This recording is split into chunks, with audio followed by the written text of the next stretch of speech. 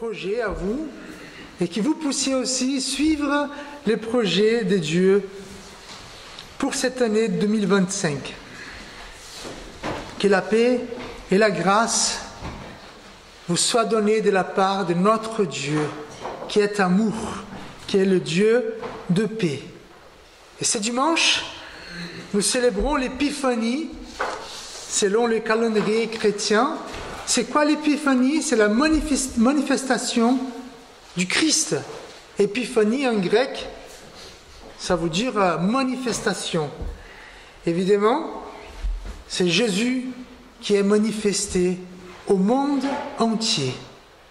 Dieu, en forme humaine, incarné en tant que petit enfant, est connu dans le monde entier.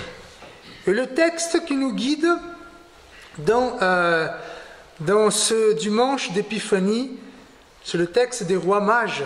J'aimerais bien lire ce texte avec vous. Jésus étant né à Bethléem, en Judée, au temps du roi Hérode, voici des mages d'Orient arrivèrent à Jérusalem et dirent: où est le roi des Juifs qui vient de naître? Car nous avons vu son étoile en Orient et nous sommes venus pour l'adorer. Le roi Hérode, ayant appris cela, fut troublé et toute Jérusalem avec lui. Il assembla tous les principaux sacrificateurs et les scribes du peuple, et il s'informa auprès d'eux où devait naître le Christ. Ils lui dirent: Bethléem en Judée, car voici ce qui a été écrit par les prophètes. Et toi, Bethléem, terre de Juda, tu n'es certes pas la moindre entre les principales villes de Juda, car de toi sortira un chef qui paîtra Israël, mon peuple. Alors Hérode fit appeler en secret les mages et s'enquit soigneusement auprès d'eux depuis combien de temps l'étoile brillait. Puis il les envoya à Bethléem en disant: allez et prenez des informations exactes sur le petit enfant. Quand vous l'aurez trouvé, faites-le-moi savoir, afin que j'aille aussi moi-même l'adorer. Après avoir entendu le roi, ils partirent. Et voici l'étoile qu'ils avaient vue en Orient marcher devant eux, jusqu'à ce qu'étant arrivés au-dessus du lieu où était le petit enfant, elle s'arrêta. Quand ils aperçurent l'étoile, ils furent saisis d'une très grande joie. Ils entrèrent dans la maison, virent le petit enfant avec Marie, sa mère, se prosternèrent et l'adorèrent. Ils ouvrirent ensuite leur trésor. Ils lui offrirent en présent de l'or, de l'encens et de la myrrhe. Voici, évidemment, le monde entier représenté en 3 personnes. Selon la tradition chrétienne, on parle de mages de l'Orient qui représentaient le monde entier, qui sont en train de voir Christ. C'est aussi une prophétie. Et aujourd'hui, le nom de Christ est répandu dans le monde entier. Voici l'Épiphanie. Je vous invite à la prière. Seigneur Dieu, notre Père, toi qui t'es manifesté dans ce monde, toi qui t'es incarné, toi qui es le roi du monde, nous pouvons te voir, nous pouvons t'adorer. Et ce matin, nous voulons rendre grâce et gloire à ton nom. Amen. Lève-toi, sois éclair, car ta lumière arrive. Ésaïe du 61-7. Lève-toi, sois éclairé, car ta lumière arrive, et la gloire de l'Éternel se lève sur toi. Voici les ténèbres couvrent la terre, et l'obscurité les peuples. Mais sur toi, l'Éternel se lève, sur toi sa gloire apparaît. Des nations marchent à ta lumière et des rois à la clarté de tes rayons. Porte tes yeux alentour et regarde, tous ils s'assemblent, ils viennent vers toi. Tes fils arrivent de loin et tes filles sont portées sur tes bras. Tu tressailleras Alors, et tu te réjouiras, et ton cœur bondira, et se dilatera. Quand les richesses de la mer se tourneront vers toi, quand les trésors des nations viendront à toi, tu verras, tu seras couverte d'une foule de chameaux, de dromadaires et de nomadiens et d'éphas. Ils viendront tous de Séba, ils porteront de l'or et de l'encens et publieront les louanges de l'Éternel. Les troupeaux de Kédar se réuniront tous chez toi. Les béliers de Nebjacha seront à ton service, ils monteront sur mon autel et me seront agréables. Et je glorifierai la maison de ma gloire.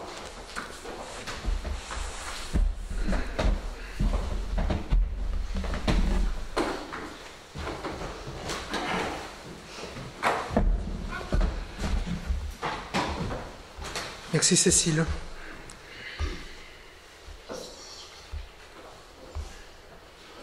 Je vous invite à la prière. Seigneur, Père éternel, tu nous as invités à être là, en ta présence, parce que tu as préparé depuis l'éternité une parole pour changer notre vie. C'est ainsi, Seigneur, aie pitié de nous et parle-nous, Seigneur. Aie pitié de ceux qui entendent ta parole. Aie pitié de celui qui transmet ta parole et que ta grâce coule sur nous afin que nous puissions rayonner la gloire que tu nous as donnée en Jésus-Christ. Amen. Alors, nous sommes arrivés en 2025. Ouf! C'est vrai que depuis la Covid 2021, apparemment, le monde a été bouleversé par un tas de choses qu'on n'arrive pas à comprendre. Il y a ceux qui vont dire qu'après 2021, nous ne pouvons pas vivre, mais nous survivons, jour après jour. Mais la question que je vous pose, est-ce que vous entrez en 2025 avec la joie? Est-ce que vous entrez heureux en 2025? Sommes-nous encouragés et motivés pour faire face à cette année?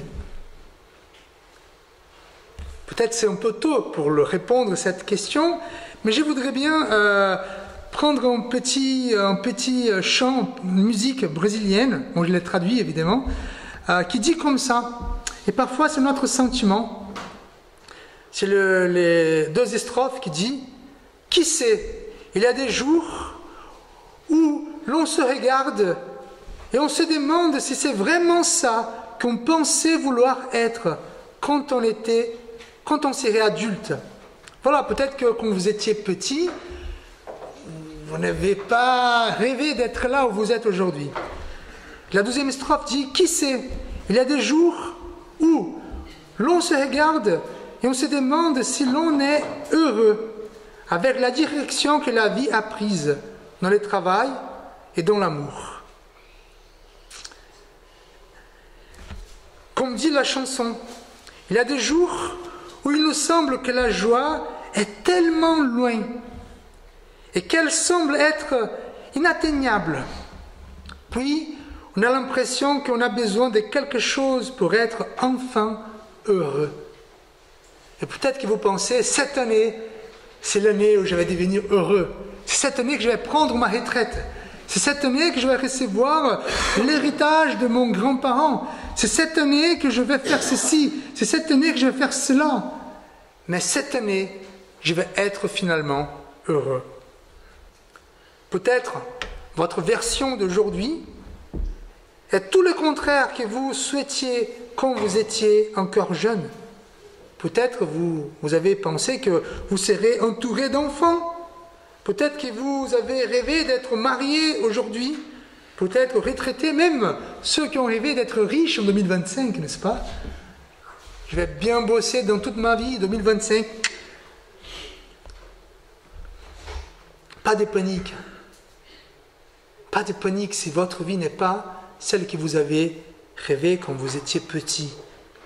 Notre texte d'aujourd'hui, Dieu nous rappelle que la joie est accessible à tous, quelles que soient les circonstances.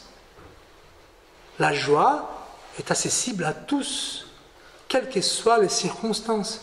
Fabio, tu ne connais pas ma circonstance. Je suis malade, je suis condamné, je ne peux pas vivre longtemps. Fabio, tu ne sais pas ce que je vis, la rupture dans ma famille. Je ne sais pas, je sais. J'assume, je ne sais pas ce qui se passe dans votre vie. Mais j'assume aussi la parole de Dieu. La joie est accessible à tous, quelles que soient les circonstances. C'est pour ça que notre texte va commencer, et c'est le thème d'aujourd'hui. Lève-toi, sois éclairé, car ta lumière arrive. Évidemment, frères et sœurs, c'est un texte difficile. Et moi, je suis toujours dans un conflit personnel.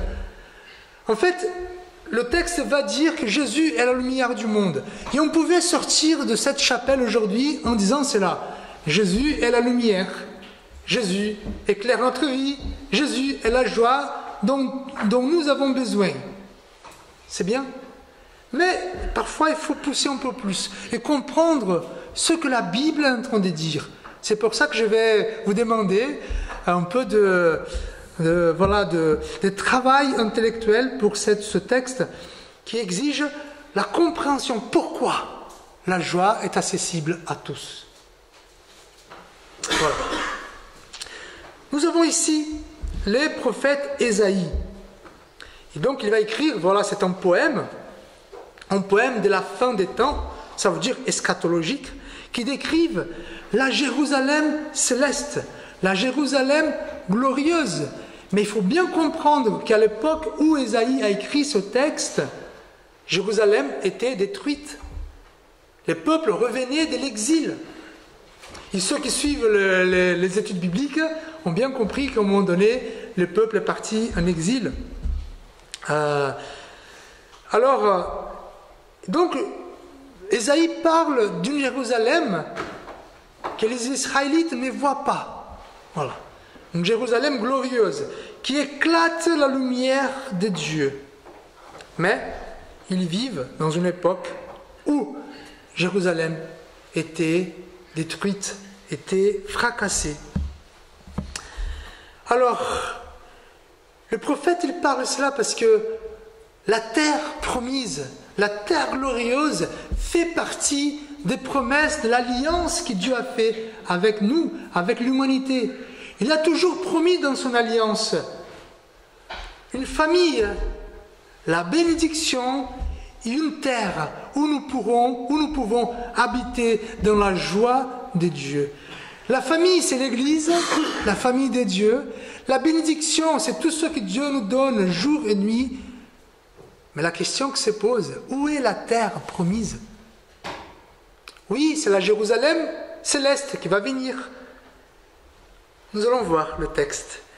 Mais enfin, le texte parle de cette terre merveilleuse que Dieu promet à son peuple. Alors, nous avons ici l'appel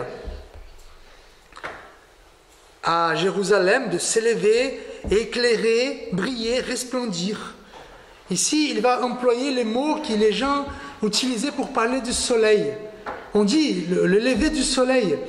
Et donc ici, Isaïe dit, il faut que, ainsi comme le soleil s'élève, il brille, voilà, il rayonne dans le monde entier. Il faut que cette ville de Dieu, il faut que Sion, il faut que Jérusalem s'élève aussi, il brille sur le monde entier.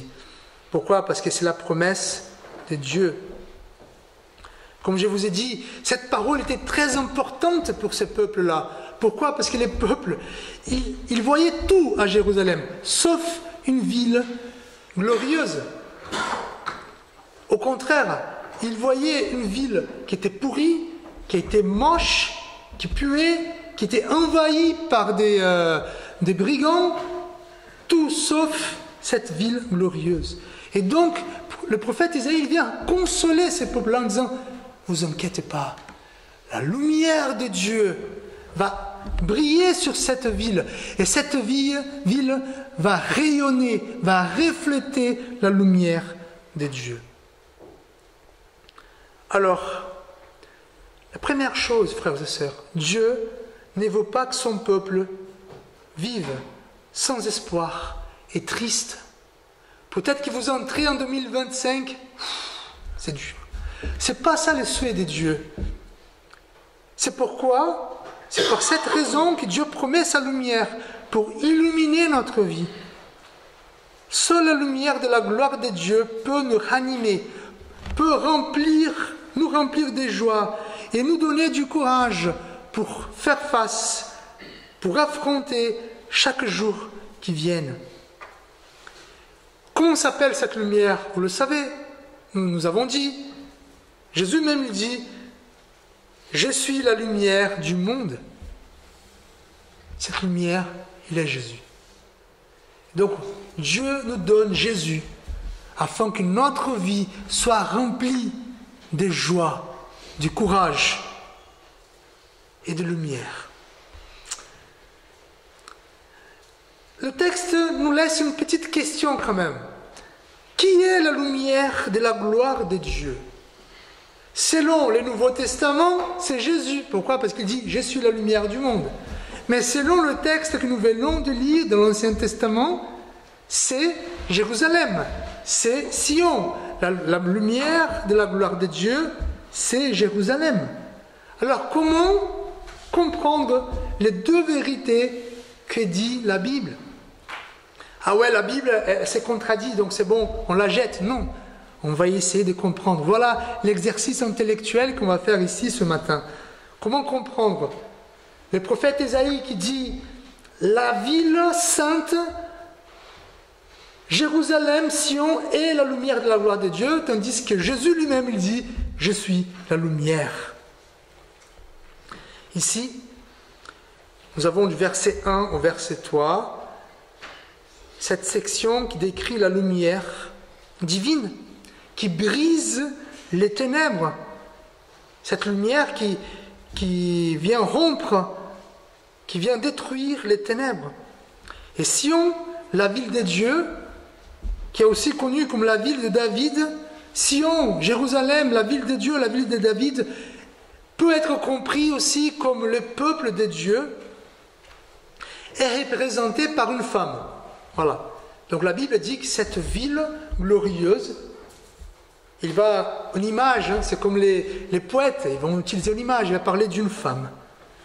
Cette femme qui est en détresse et qui a besoin d'être sauvée, qui a besoin d'une transformation, qui a besoin d'une lumière. Elle a besoin de la présence de Dieu. Et on voit dans tous les prophètes Ésaïe, cette image de lumière est très importante, est très chère pour les prophètes. Pour marquer quoi? Pour marquer la présence de Dieu. Et pour dire aussi que dans le monde entier, imaginez le monde couvert de ténèbres, il y a un phare là qui illumine.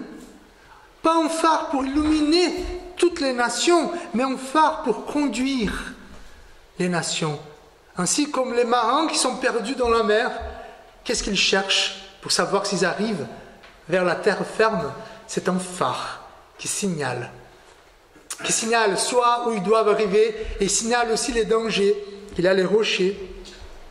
Donc Jérusalem est cette lumière qui illumine, qui est illuminée et qui montre le chemin pour les autres nations afin que les nations arrivent dans la terre sainte.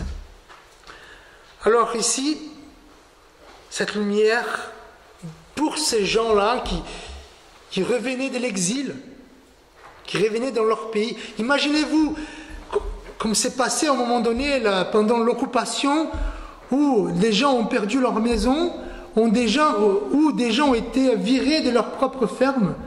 Après l'occupation, ils devaient reprendre tout. Mais en quel état ils ont repris leur ferme, leur maison? C'était tout délabré. Et donc ce peuple qui reprend leur ville, leur maison, il voit tout ce qui est détruit. Et c'est pour ça que parler de la ville sainte, cette ville glorieuse, est très important et très encourageant à ce peuple-là. Alors, on se pose une question. Si c'est une prophétie, est-ce que cette prophétie a été accomplie? Est-ce que nous attendons jusqu'aujourd'hui que Jérusalem, une ville physique en Palestine, soit illuminée? Est-ce que finalement tous les chrétiens ils doivent déménager à Jérusalem et devenir des juifs pour être joyeux? Si la promesse de joie se trouve dans cette lumière de Jérusalem, pour trouver la lumière, il faut faire un pèlerinage jusqu'à Jérusalem. Ou ce texte parle d'une autre chose. Peut-être elle parle de Jésus, qui s'est dit, lui-même dit, qu'il est la lumière du monde.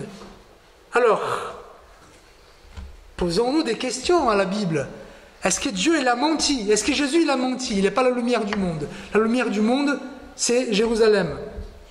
Où on trouvera une réponse. Où est la lumière de Dieu? Qui est la lumière de Dieu? Cela étant posé, nous aurons la tension entre une ville qui est spirituelle et une ville physique et politique. Comment nous voyons cette promesse de Dieu? Et là, frères et sœurs, c'est là les moments difficiles, parce que nous sommes chrétiens et nous avons une théologie. Nous avons compris la Bible d'une certaine façon. Et donc, voici ce qui dit la théologie chrétienne.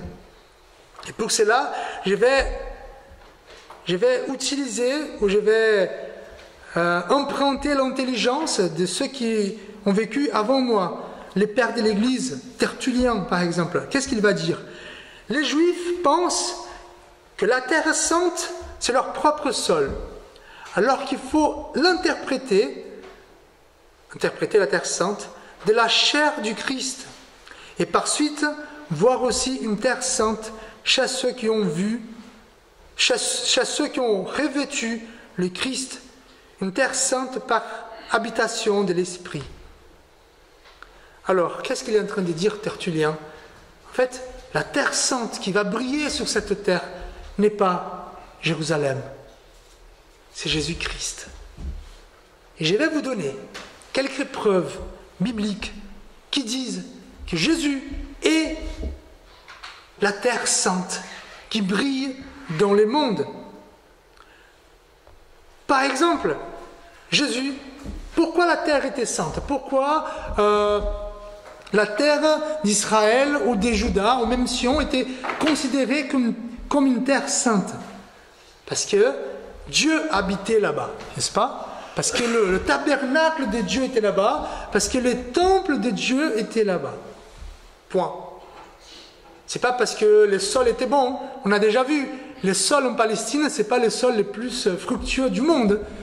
C'est parce que Dieu y habitait. Parce que le temple de Dieu y était. Alors, qu'est-ce qu'il dit Jésus? Je suis le temple. Jésus est le temple de Dieu. Par exemple, en Jean, je vais lire la Bible, Jean chapitre 2, les Juifs prenant la parole lui dirent: quel miracle nous montres-tu pour agir de telle sorte? Jésus leur répondit: détruisez ce temple et en 3 jours je le relèverai. Les Juifs dirent: il a fallu 46 ans pour bâtir ce temple, et toi, en 3 jours tu le relèveras. Mais Jésus parlait de son propre corps. Voilà, le temple de Dieu. Le temple décrit par Moïse. Le temple bâti par Salomon. Et rien que l'ombre du vrai temple de Dieu qui s'appelle Jésus-Christ. Et nous les chrétiens, nous habitons dans ce temple. Une autre chose, Jésus est l'habitation spirituelle des chrétiens. Nous sommes en Jésus, c'est ça qui dit la théologie chrétienne. Qu'est-ce que nous dit Romains? En effet, nul de nous ne vit pour lui-même, nul ne meurt pour lui-même. Car si nous vivons pour le Seigneur. Si nous mourrons pour le Seigneur. Soit donc que nous vivions, soit que nous mourions, nous sommes au Seigneur. Donc notre âme vit en Jésus-Christ. Ainsi comme ceux qui habitaient à la terre promise, ils vivaient à la terre promise, ils mouraient en terre promise. Nous vivons en Jésus-Christ et nous mourrons en Jésus-Christ.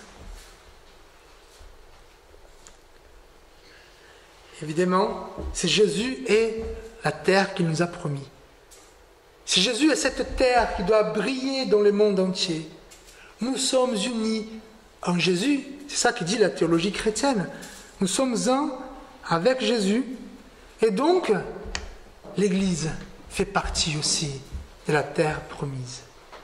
Vous voyez la beauté de la théologie, frères et sœurs. En fait, Dieu a promis qu'il allait illuminer la terre sainte, afin que cette terre brille dans le monde. Il a promis qu'une fois que cette terre brille, qu'elle rayonne, le monde entier allait voir cette lumière, allait venir auprès de cette lumière pour adorer Dieu. D'abord cette lumière en Jésus-Christ, le petit enfant qui a attiré le monde entier pour venir auprès de lui, l'étoile qui a signalé la présence de Christ.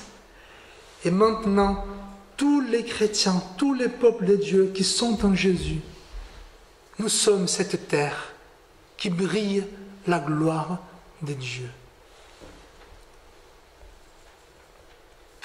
Mais Fabio, Dieu l'a promis qu'on allait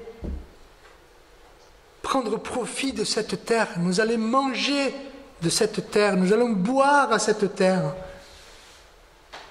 Voici ce qui est beau, frères et sœurs.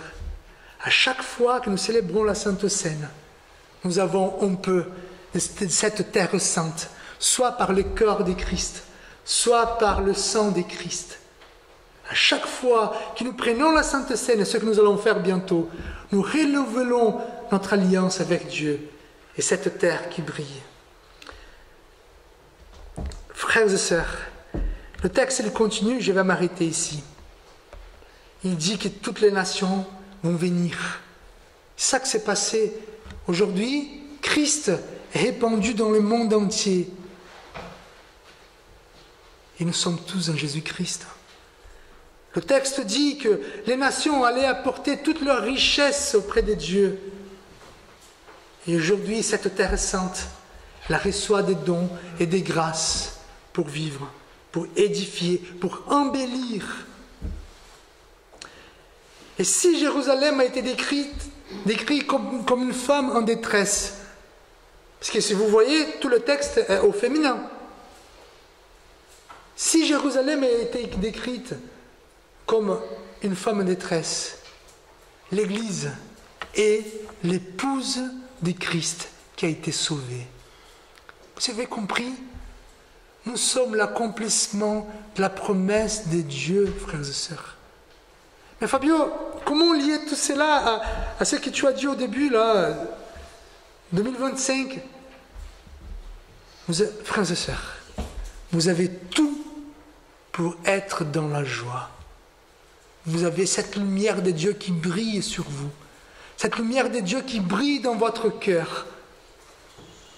Il faut juste saisir la joie que Dieu vous a donnée. Si vous avez la terre, si vous avez la bénédiction, si vous avez la famille, tout ce qu'on cherche, c'est rien. Comme dit Jésus-Christ, cherchez d'abord le royaume de Dieu et toute autre chose vous seront données en plus. Nous ne devons pas être attristés. Alors, je termine par cet exemple.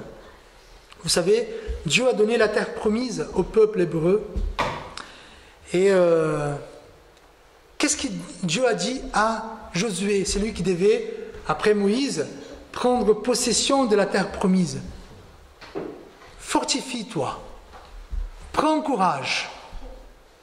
Alors, dans la tête de plusieurs vont dire, ouais, il fallait prendre possession. Mais Dieu n'a pas donné cette terre.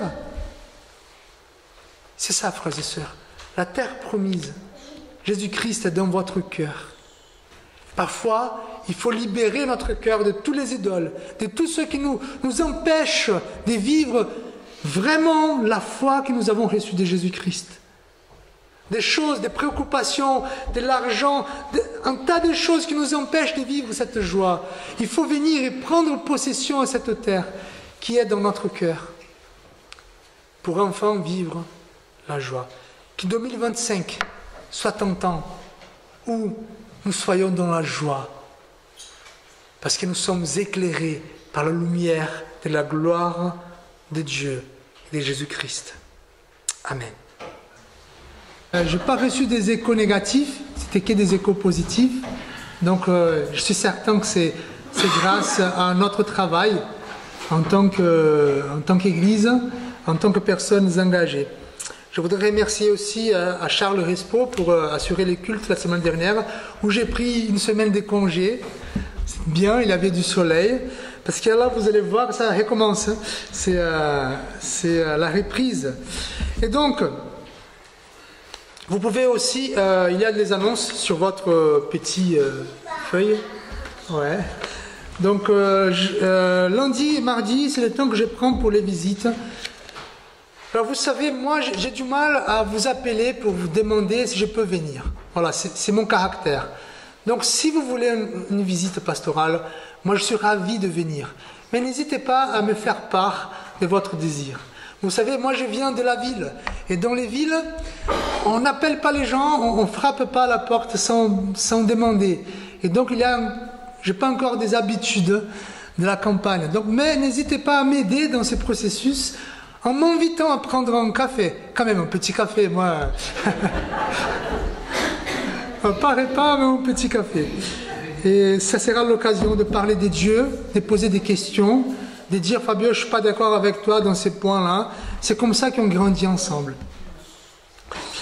Et donc, jeudi, c'est le culte à la maison de retraite, 16h30.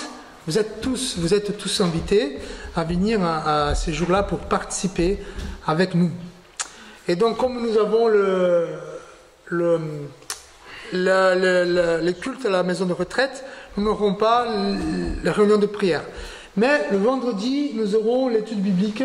Nous sommes en train d'étudier les livres de la Bible. Nous allons entrer au livre de Josué. Vous savez, Josué, c'est Jésus dans l'Ancien Testament. Donc, il y a des choses très riches que nous allons apprendre. Et le vendredi encore, il y a le projet de musique avec les enfants, les préadolescents.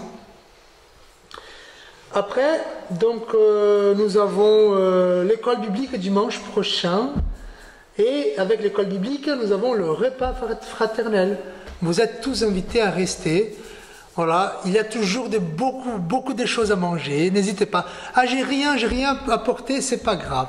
Il y a toujours des restes. Dieu fait la multiplication de nos petits repas fraternels. Et c'est l'occasion d'être ensemble, de passer un petit temps ensemble. Et bon, c'est tout. Sauf si pour les conseillers, les Riobaches, les camarades et du Mas d'Asile, s'il y a d'autres annonces. D'accord. Ah oui, il y a encore des calendriers si vous voulez. 6 €. Vous pouvez voir avec notre sœur Yvonne Verger. Avant de partir, notre bel voyage pour connaître la lumière de Dieu, nous allons partir sous sa lumière aussi. Je vous invite à vous lever. Avec l'exhortation qui vient de Dieu. Vous êtes la lumière du monde. Une ville située sur une montagne ne peut être cachée. Et on n'allume pas une lampe pour la mettre sous les boisseaux. Mais on la met sur les chandeliers et elle éclaire tous ceux qui sont dans la maison.